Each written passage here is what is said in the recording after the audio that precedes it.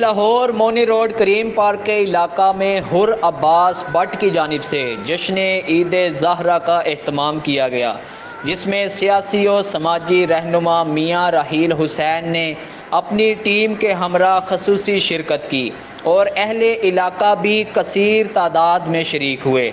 ईद ज़हरा की खुशी में हर जानिब जश्न का समा था।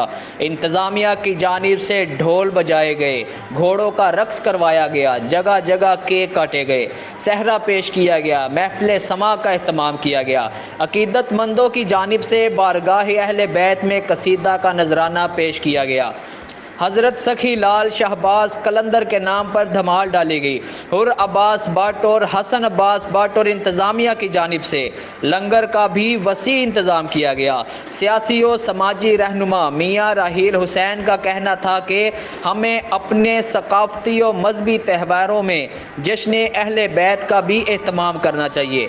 अहले बैत अतहार से हमें हक़ पर साबित कदम रहने, सब्र और दीन हक़ पर कुर्बान होने का सबक मिलता है।